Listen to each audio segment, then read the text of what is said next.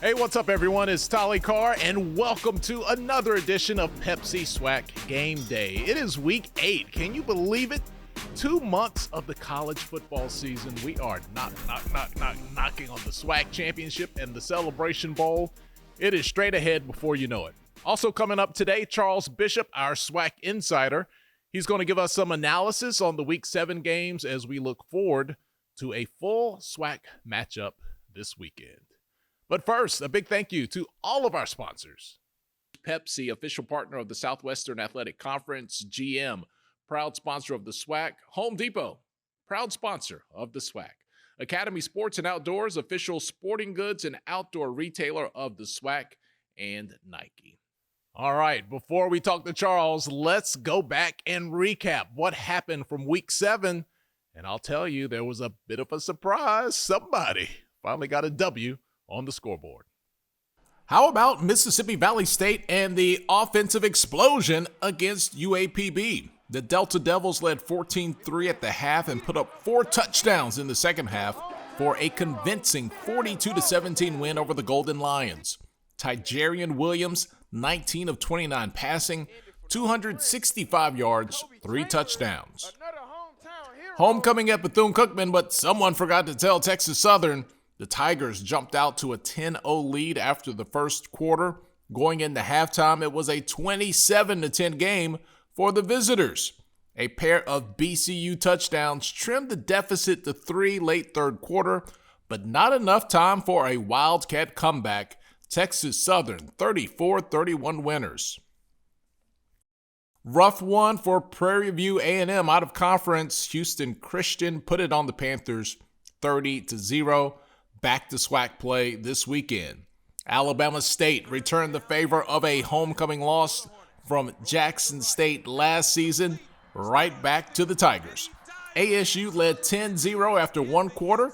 Jackson State scored 10 in the second quarter to give us a tie at halftime. The math is mathing. Jackson State briefly led this one in the third quarter, but back-to-back Alabama State scores made it a 24-13 game midway through the fourth quarter. Hornets survive a Jackson State score late, and they hold on for the 24-19 victory on the road. Southern University out of conference taking on Lincoln of California. Seen a lot of those guys this year. It was homecoming on the Bluff, and this one never in doubt. The Jaguars opened the game with 4 unanswered touchdowns in the first quarter, jumping out to a 28-0 lead. No historic comeback here. Jags win it 45-18. One of the best games of the weekend, Alabama A&M at Grambling for their homecoming. Back and forth in the first half. It was tied at 17 apiece. Grambling takes the lead in the third quarter. Miles Crawley, the quarterback keeper, 24-17 ball game, but this was the day for Xavier Langford back in the starting lineup at the quarterback position for Alabama A&M. This guy was scooting along. The leading rusher on the day for the Bulldogs, he had 193 yards, 2 touchdowns on the ground, 1 through the air, 127 yards passing. Alabama A&M with the big second half and the big win over Grambling, 45-24. All right, one more look at those scores. ICU Valley over UAPB put up 42 points on the board. Texas Southern spoiled homecoming for BCU. Talking about spoiling homecoming, how about Alabama State at Jackson State? Alabama A&M with the big win over Grambling at the Hole. Southern out of conference, 45-18 winners over Lincoln of California. And Houston Christian, this was sinful, 30-0 over Prairie View A&M. All right, joining the show now, it is Charles Bishop, our guy Chuck from Houston. Chuck, man, what a weekend that we had in the SWAC, week 7. Finally, you know it's going to happen. You know Valley's going to catch somebody before the year is over. They are not going to go through the season defeated. So they got one over UAPB. You got to give the props to Valley, man, and a pretty resounding win on top of that. Very resounding win for Valley. And when you talk about Mississippi Valley, it's the play of the quarterback, Tijerian Williams. Light bulb has really gone off for him the past couple of weeks. Huge weekend this past weekend, 265 yards through the air. And when you look at him, he's a big kid, 6'5", 240, cannon of an arm. I tell you what, Valley has a quarterback for the future going forward. Well, things not so great at Jackson State for their homecoming. They fall to Alabama State.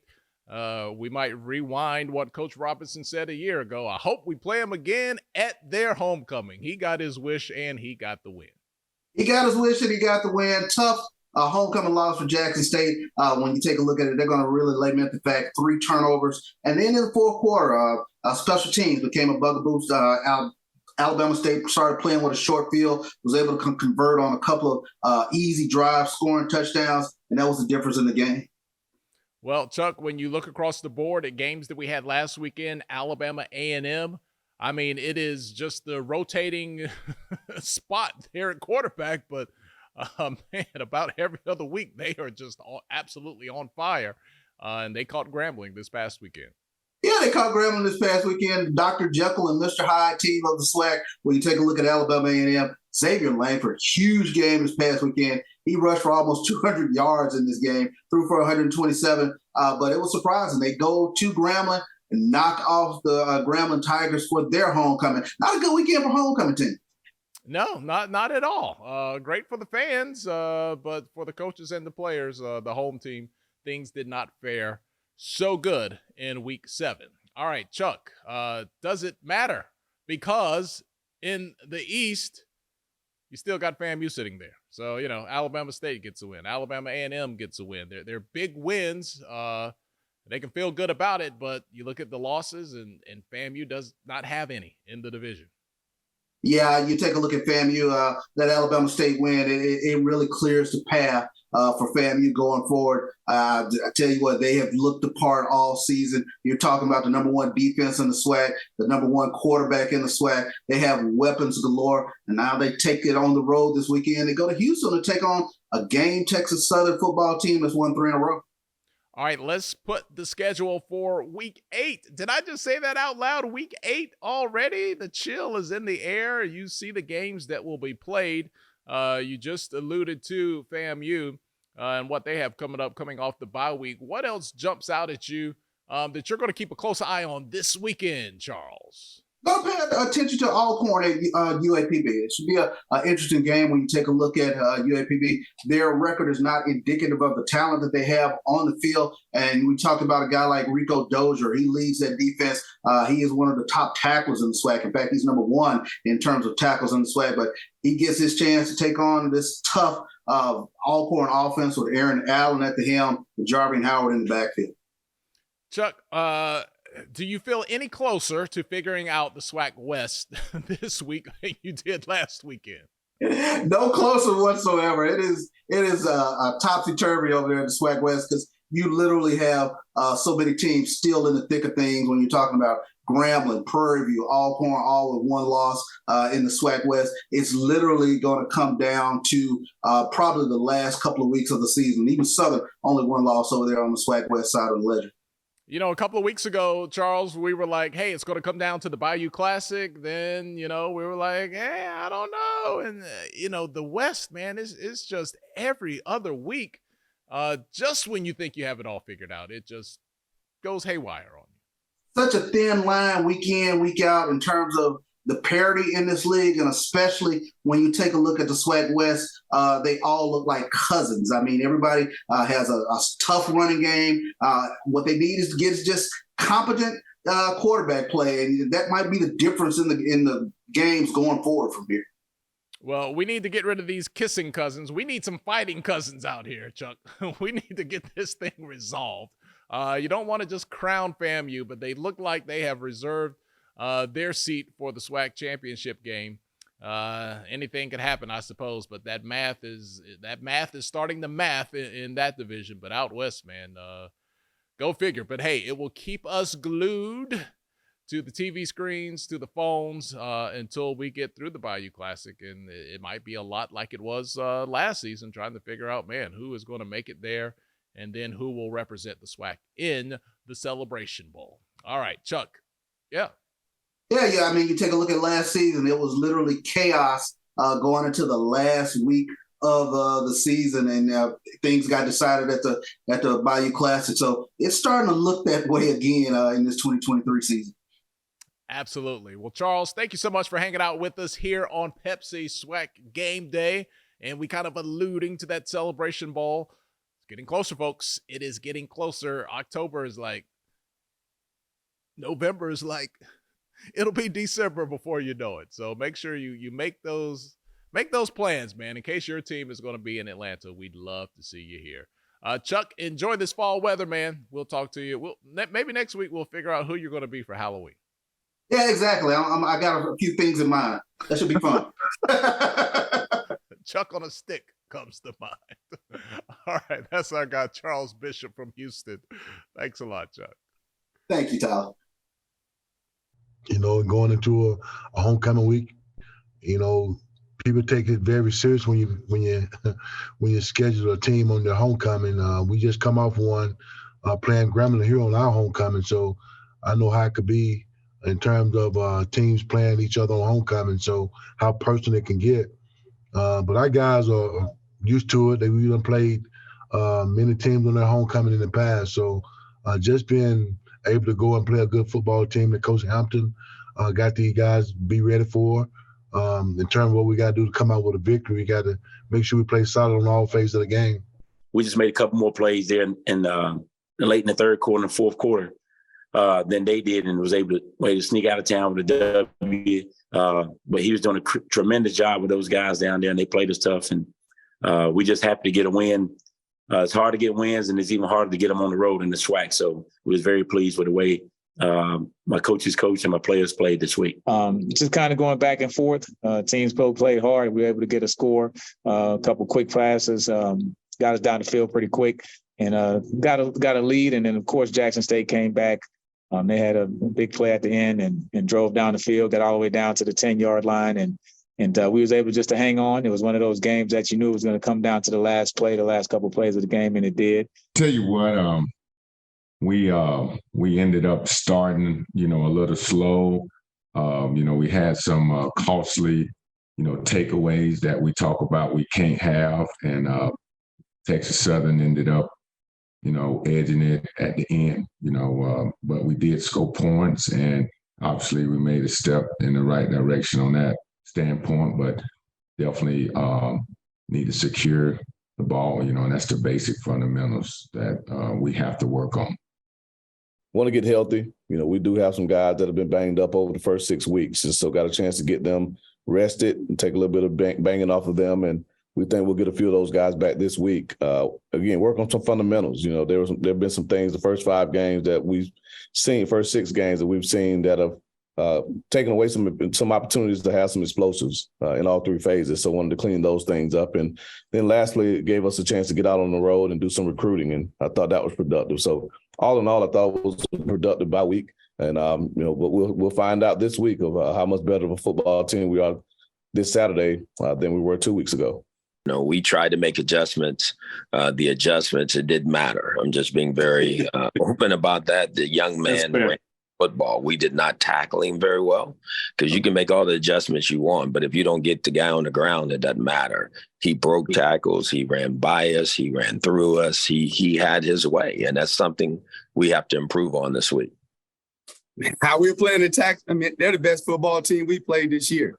Offensively, they throw the football well. We know the running back. That kid is tremendous. If they want to give it to him 40 times a game, he's that good. Their O-line is big. And let's be honest, everybody's talking about Jackson State and FAMU. Before Dion came to this league, Alcorn was a toast, right? And so Coach McNair has done a really good job. And so that football team over there, they're well coached on both sides of the football, special team-wise. And as I told our coaching staff and I told our players on yesterday's meeting, we're playing the best football team that we've seen up to this point. Coming off of our first victory here this past weekend against a really good UAPB team. So I'm extremely proud of the guys for the way they went out and performed. Even more proud with how they handled themselves during the week. Homecomings at HBCU itself is a challenge. So the way they handled that was very encouraging, that those guys was able to kind of withstand that and refrain from doing all the things that they could do on a small campus here at Mississippi Valley State during the week of homecoming.